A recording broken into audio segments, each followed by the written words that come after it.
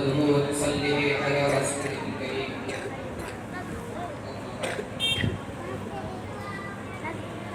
آج 15 اگست ہے، یعنی یوم آزادی ہے. یوم آزادی کے موقع پر کسی شاعر نے کہا ہے کہ قلم جب بھی اٹھایا ملک کو ذیشان لکھا ہے. قلم جب بھی اٹھایا ملک کو ذیشان لکھا ہے. ستم سے کر دی ہم نے پیار کا ہی نام لکھا ہے.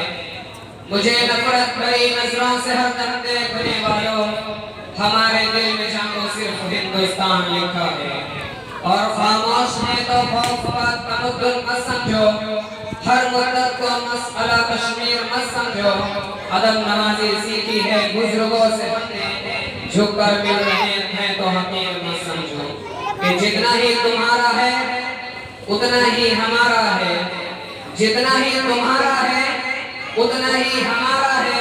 بھارت کی دھرتی کو اپنے باپ کی جاگیر مت سمجھو.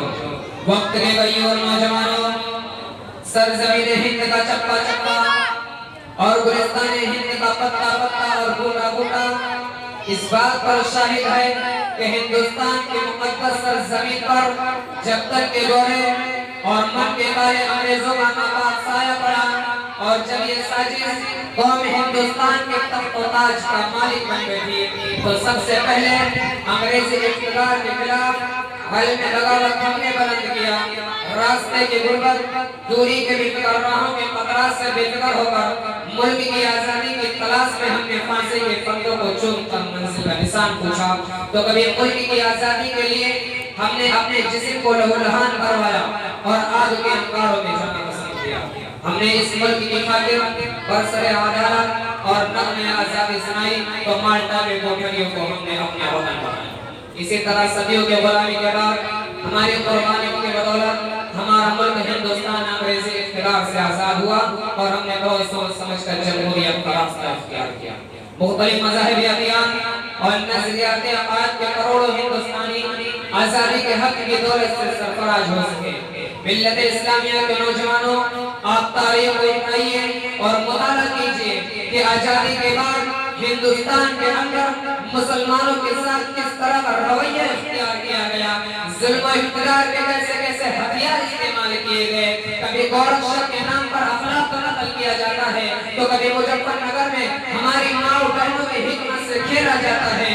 گجرات کے اندر ہمارے چھوٹے چھوٹے معصوم بچوں کو گاجر مولی کی طرح کاٹ کر پھینک دیا جاتا ہے. ہمارے مساجد کو مسمار کیا جاتا ہے، ہمارے مکاتب پر شک کی نظر ڈالی جاتی ہے، اور حد تو یہ ہو چکی ہے کہ آج شریعت میں مداخلت کی جاتی ہے. کبھی اذان کے خلاف پابندی، کبھی طلب ثلاثہ پر آوازیں اٹھائی جا رہی ہیں. میں ہمارے حکومت کی آواز پہنچانا چاہتا ہوں کہ یاد رکھو اور پھر مفر ثابتو، اتحاد کے دشمنوں، سیکولرزم کے نام پر اپنی سیاست کی روٹیاں سینکنے والوں، کان کھول کر سنو. جب تک اس دھرتی پر ایک کلمہ والا زندہ رہے گا، خدا کی قسم ہندوستان کے آبرو سے کوئی مائی کمال کھیل نہیں سکتا. ہندوستان کے چپے چپے کو جب بھی ضرورت پڑی تو ہمارے لال آگے بڑھے. کبھی میر عبدالحمید کے شکل میں، کبھی خان عبدالغفار کی شکل میں، کبھی بھگت سنگھ کی شکل میں. یہ ملک ہمارا تھا، ہم اس ملک کے حصے دار ہیں کرائے گا. عزیزان گرامی، آج ہندوستان کے اندر جو سازشیں رچی جا رہی ہیں کہ مسلمان اس ملک سے محبت نہیں رکھتے، مسلمان اس ملک میں رہنے والوں سے محبت نہیں رکھتے، مسلمان اس ملک کے باشندوں سے محبت نہیں رکھتے، تو میں ان فرقہ پرست طاقتوں کو یاد دلانا چاہتا ہوں کہ عبدالکلام نے 1920 کے جلسے میں مخاطب کرتے ہوئے فرمایا تھا کہ اگر کوئی بڑے سے بڑا شخص آ کر کہے کہ اے عبدالکلام ہندوستان کی آزادی کل مل جائے گی، شرط یہ ہے کہ تم ہندو مسلم ایکتا پریم اتحاد کی باتیں کرنا چھوڑ دو. تو عبدالکلام نے کیا کہا تھا؟ عبدالکلام نے کہا تھا کہ میں ایسی آزادی کو لازم مانتا ہوں، مجھے ایسی آزادی کی ضرورت نہیں، مجھے تو ہندوستان کے اندر ہندو مسلم پریم ایکتا اتحاد چاہیے. انہیں چند باتوں پر ایک شعر کے ساتھ اپنا تعبیر ختم کرتا ہوں کہ سارے جہاں سے